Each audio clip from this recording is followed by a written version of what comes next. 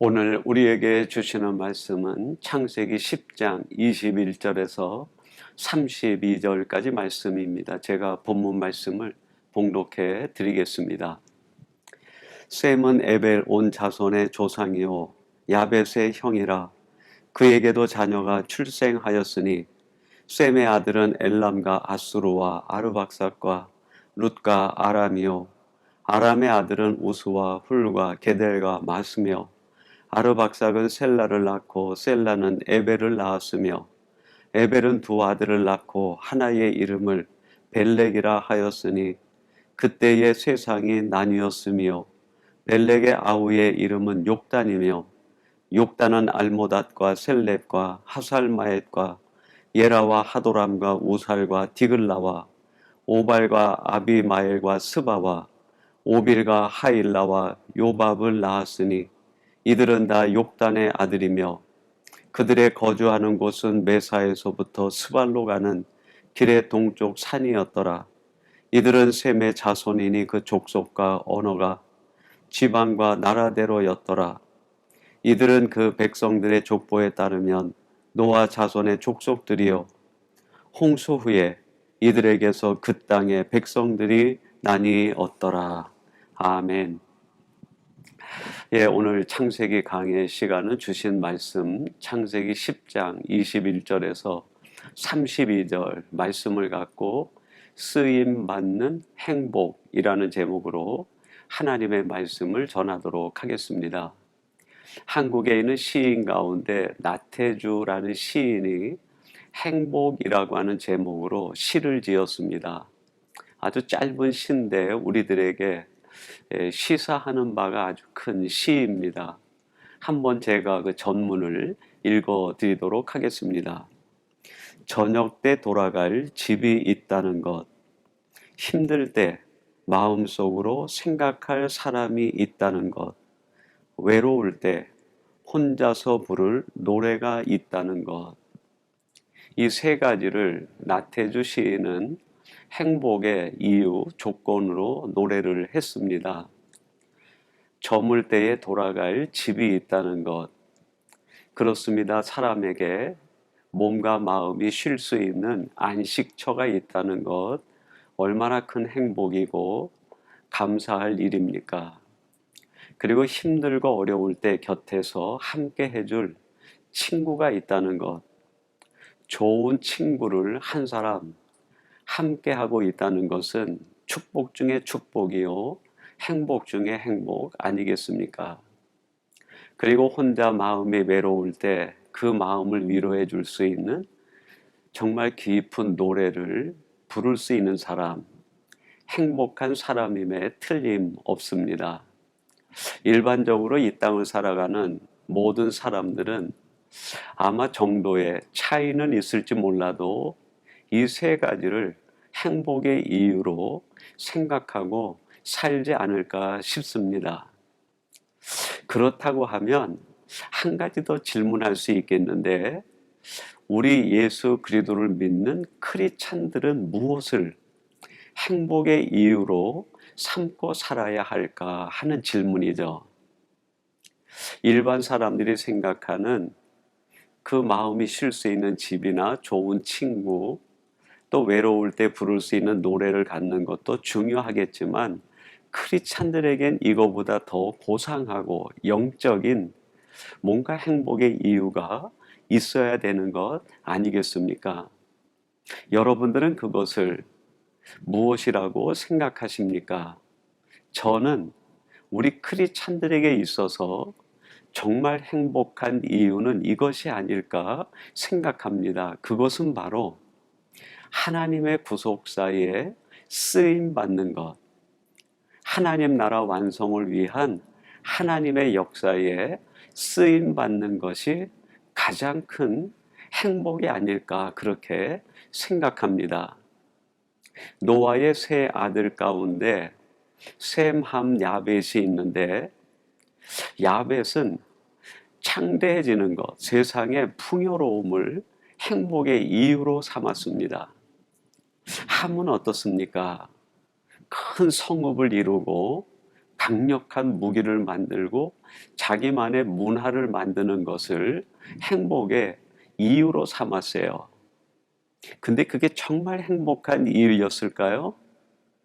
오늘 본문 말씀은 셈에 대한 이야기인데 셈은 다른 것을 행복의 이유로 삼았습니다. 그게 뭘까요? 그렇습니다. 하나님의 구속사에 쓰임받는 사람이 되는 것.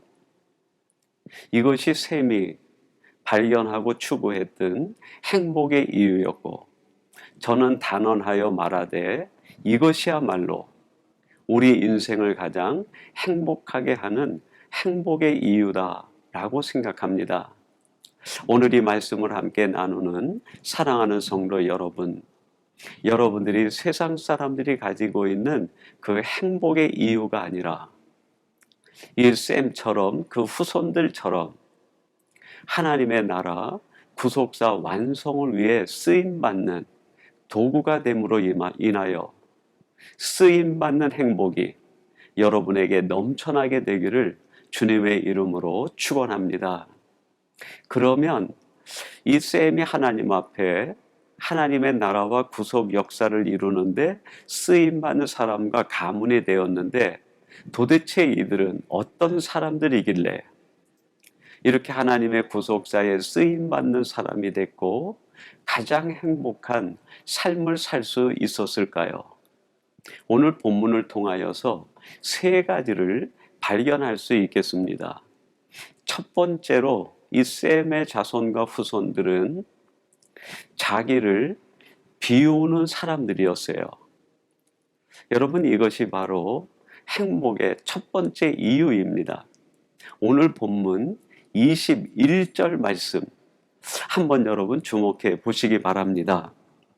셈은 에벨 온 자손의 조상이요 야벳의 형이라 그에게도 자녀가 출생하였으니. 셈의 자녀 가운데 에벨이라고 하는 자녀가 태어났는데, 이 에벨로부터 그 셈의 후손들이 파생되고 하나님 앞에 쓰임받는 후손들이 형성되었다는 거예요. 근데 이 에벨이라고 하는 이름의 뜻 두 가지가 있는데, 그 중에 첫 번째가 강을 건너다 라는 뜻이 있어요. 에벨은 어떤 사람인가? 강을 건넌 사람이라는 겁니다.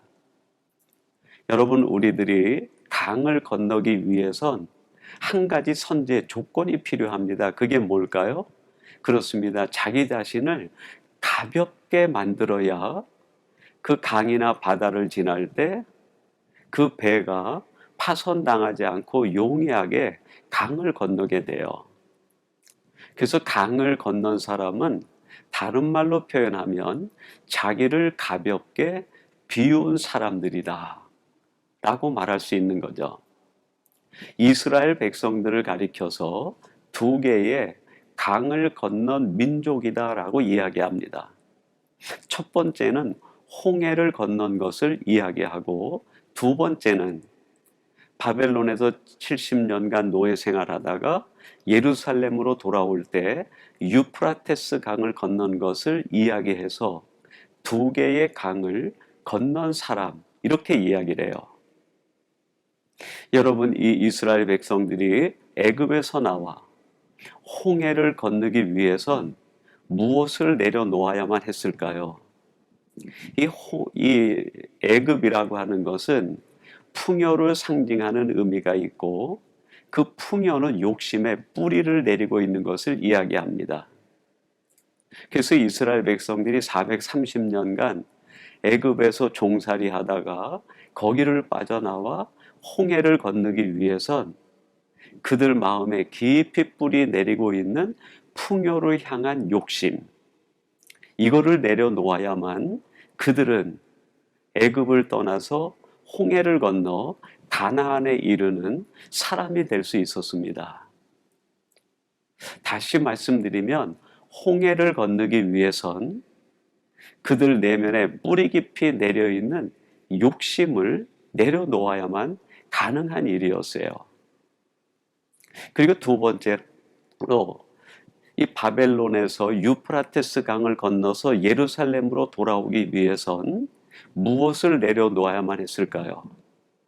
이스라엘 백성들이 605년에 그 바벨론의 침공을 받아서 나라를 빼앗기고 살아남은 자들이 모두 노예가 돼서 바벨론의 노예로 살아갈 때 그들 마음속엔 미움이 가득했던 거예요. 증오가 가득하고 하나님을 향한 원망까지도 가득했습니다. 여러분, 이들이 70년간 바벨론에서 노예 생활하고 있을 때 그들을 묶고 있었던 것은 바벨론이 아니라 그들 마음 가득히 고여 있었던 미움, 원망과 증오가 바로 그들을 사로잡고 있었던 거죠. 이들이 그 바벨론을 떠나서 예루살렘에 가기 위하여 유프라테스 강을 건너기 위해선 이것들을 다 내려놓아야만 가능했습니다. 여러분, 우리가 어떻게 하나님 앞에 쓰임받는 행복을 누릴 수 있을까요? 그렇습니다. 풍요를 향한 내 심령 깊숙이 뿌리 내리고 있는 욕심을 내려놓아야 돼요. 그리고 또 하나는 세상 살면서 우리 마음에 생기고 스며들어오는 이 무서운 독과 같은 미움과 증오와 원망, 이것들을 내려놓아야 우리들이 은혜의 강을 건너게 되고 비로소 하나님의 손에 들려 쓰임 받을 수 있는 하나님의 사람이 될 수 있습니다. 창세기 45장 5절에 보면 요셉에 관한 이런 말씀이 나옵니다. 당신들이 나를 이곳에 팔았다고 해서 근심하지 마소서, 한탄하지 마소서. 하나님의 생명을 구원하시려고 나를 당신들보다 먼저 보내셨나이다. 이 요셉이 형들에게 팔려서 그 애굽의 노예 종으로 팔려가지 않습니까? 이 요셉의 마음속엔 얼마나 형제들에 대한 미움과 원망이 가득했겠습니까? 때로는 그것이 미움과 분노로도 바뀌었을 거예요. 오랜 시간이 지나서 이 요셉이 애굽의 총리가 되고 그 온 땅에 기근이 들어서 형들이 양식을 구하기 위해 애굽으로 왔다가 요셉을 만나게 됩니다. 애굽의 총리가 된 요셉을 만난 뒤에 형들이 두려움에 떨고 있을 때 요셉이 형들에게 하는 말이 바로 이 말입니다. 형님들이여, 당신들이 나를 애굽에 팔았다고 해서 두려워하지 말고 한탄하지 마소서. 오늘날 하나님이 이 땅에 생명들을 구하고 당신들을 구하기 위해서 나를 먼저 애굽으로 보내셨을 뿐입니다. 지금 이 요셉의 마음속엔 미움이 털끝만큼도 없는 거예요. 형제들에 대한 원망과 증오가 하나도 남아있지 않아요. 그 모든 것이 다 비워져 버린 사람이에요. 또한 이 요셉은 애굽의 총리가 돼서 바로 밑에 모든 권력과 실권을 가지고 있는 사람입니다. 어마어마한 풍요가 그가 생각 한 번만 먹으면 얼마든지 그에게 돌아오고 누릴 수 있는 사람이에요. 그러나 이 요셉은 애굽의 그 풍요의 마음을 빼앗기지 않았어요. 욕심을 내려놓고 그 형제들이 했던 일에 대한 거기에서 생긴 마음의 모든 감정들을 내려놓았을 때 그는 애굽에서도 쓰임받을 뿐 아니라 하나님의 위대한 구속 역사를 이루는 도구로 쓰임받는 사람이 될 수 있었습니다. 사랑하는 성도 여러분, 우리 그리스도인들이 누리는 최고의 행복은 쓰임받는 행복이에요. 하나님 앞에 쓰임받기 위해서는 먼저 나를 비워내야 됩니다. 풍요를 향한 그 욕심의 뿌리를 내려놓고 살면서 만날 수 있는 원망과 모든 미움과 증오, 이 감정들을 내려놓을 때 하나님은 그 사람을 통해서 하나님의 구속사를 완성하는 데 도구로 사용해 주실 줄로 믿습니다. 두 번째로 하나님 앞에 쓰임받기 위해선 자신의 약함을 깨달아야 돼요. 우리 본문 21절 한 번 더 여러분 주목해 보시기 바랍니다. 셈은 에벨 온 자손의 조상이요 야벳의 형이라 그에게도 자녀가 출생하였으니. 이 에벨의 이름의 뜻을 제가 아까 강을 건너다 하는 뜻이 있다고 했는데 또 한 가지 뜻이 있어요. 이 에벨의 뜻 속에는 허무, 공허라는 뜻이 있습니다. 이 에벨과 아벨이라고 하는 이름이 같은 어근에서 나왔어요. 이 아벨의 이름의 뜻이 공허, 허무 그런 뜻 아닙니까? 여러분, 누가 하나님 앞에 내 인생을 맡겨서 하나님이 나를 마음껏 사용하도록 위탁하는 사람이 될까요? 그렇습니다. 자기가 얼마나 약한 존재고 허망한 존재인지 아는 사람만이 자기를 의지하지 않고 자기 인생을 강하신 하나님 앞에 맡겨 하나님의 마음껏 사용하도록 위탁하는 사람이 됩니다.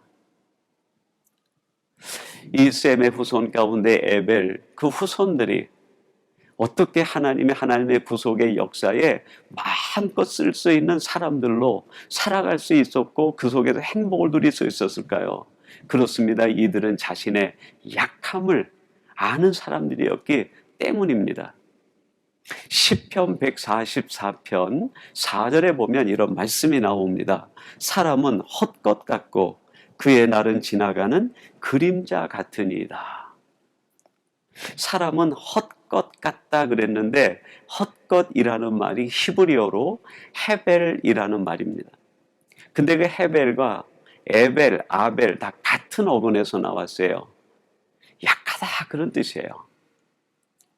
사람이 헛것 같다는 거예요. 후 하고 숨 한 번 불면 사라져버리는 인생. 그것이 바로 우리 인생이라는 거예요.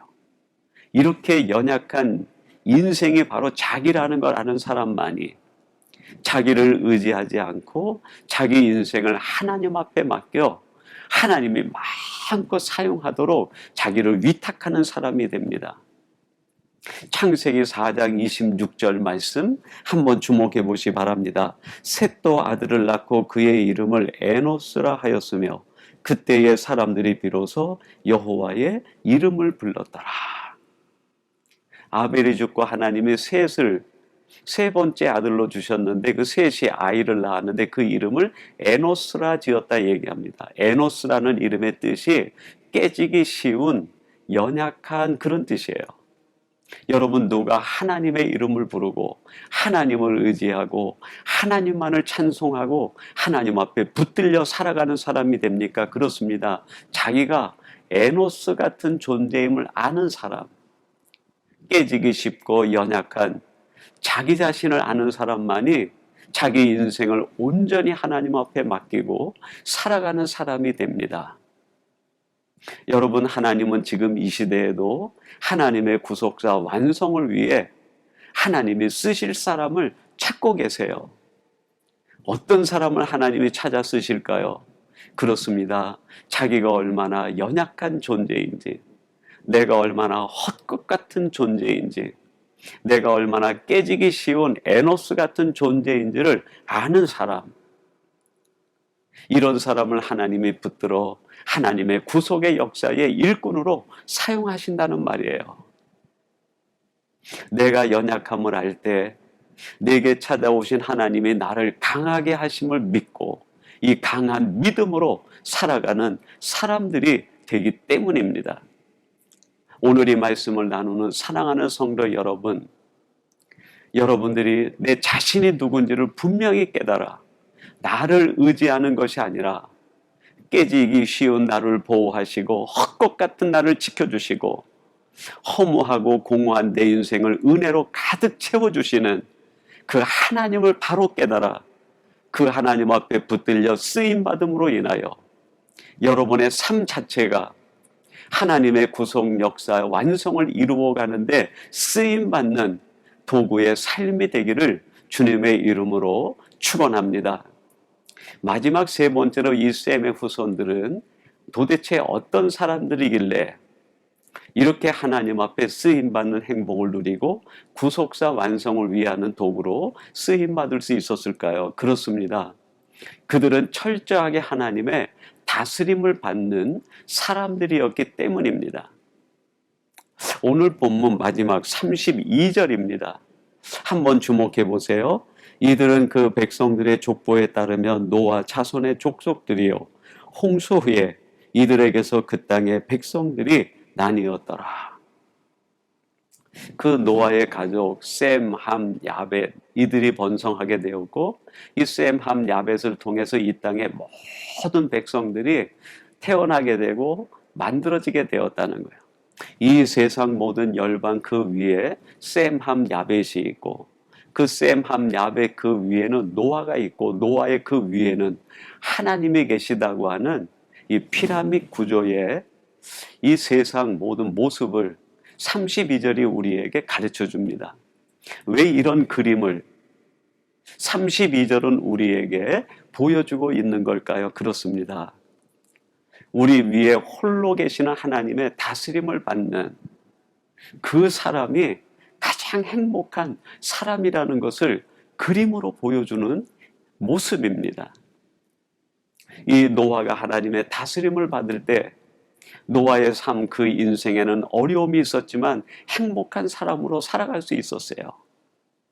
셈, 함, 야벳 그들이 누구를 주인으로 모실 때 가장 행복한 인생을 살 수 있을까요? 그렇습니다. 하나님을 인생의 주인으로 모실 때. 마찬가지로 이 땅의 모든 열방과 세계 민족이 만군의 여호와의 다스림을 받고 그분을 인생의 주인으로 모시고 살아갈 때 그 민족, 그 나라가 행복한 민족이요 나라가 될 수 있고 그 사람들이 참된 행복을 누리며 살 수 있는 것 아닙니까? 그러나 이 땅에 있는 사람들은 하나님의 다스림을 다 거부해버리는 거예요. 오직 욕심을 쫓아가고 풍요를 쫓아가고 자기 감정을 쫓아가고 자기가 생각하는 야망과 꿈을 쫓아가다가 인생이 다 파손되고 무너지고 맙니다. 얼마나 어리석은 일입니까? 사랑하는 성도 여러분, 여러분들이 헛된 세상적 잘못된 방향을 쫓아가는 인생이 아니라 내 인생을 다스리시는 만군의 여호와 그 하나님을 내 인생의 주인으로 모시고 그분의 다스림을 받음으로 인하여 여러분이 이 땅에서 구속사를 이루는 도구로 살아가시고 이것이 여러분에게 행복의 이유가 되기를 주님의 이름으로 축원합니다. 마태복음 1장 1절엔 이런 말씀이 나옵니다. 아브라함과 다윗의 자손 예수 그리스도의 계보라. 신약까지 이어지는 셈의 후손의 계보를 간략하게 기록하고 있는 첫 절의 말씀이에요. 아브라함과 다윗, 예수 그리스도. 여러분이 아브라함은 어떤 사람입니까? 그렇습니다. 철저하게 하나님의 다스림을 받은 사람이에요. 다윗은 어떻습니까? 다윗도 마찬가지로 자기의 왕국을 포기할 정도로 하나님의 다스림에 민감한 사람이 다윗이었어요. 예수님은 어떻습니까? 하늘보다 영광을 다 내려놓으시고 이 땅에 오셔서 온전히 하나님의 다스림을 십자가의 제물로 되기까지 성취시키신 분이세요. 이분들이 바로 다 셈의 후손들입니다.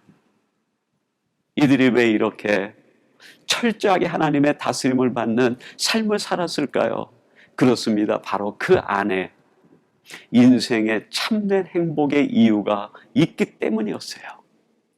오늘 이 말씀을 함께 나누는 사랑하는 성도 여러분, 여러분들이 이 땅에서 영적 셈의 후손이 되어 하나님 앞에 쓰임받음으로 인하여 그 속에서 누릴 수 있는 행복이 여러분의 행복이 되기를 주님의 이름으로 축원합니다. 우리 같이 기도하겠습니다. 자비하신 아버지 하나님, 오늘 셈의 후손의 이야기를 통해서 이 땅에는 인생들이 누릴 수 있는 최고의 행복은 어디서 오는지 다시 한번 깨우쳐 주시니 감사합니다.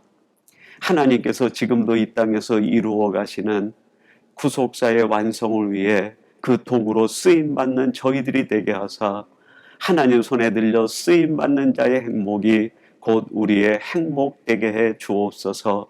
오늘 이 말씀을 함께 나누는 모든 성도들이 하나님 앞에 쓰임 받아 행복한 복된 성도들이 되게 해 주실 줄로 믿사옵고 예수님의 이름으로 기도하옵나이다. 아멘.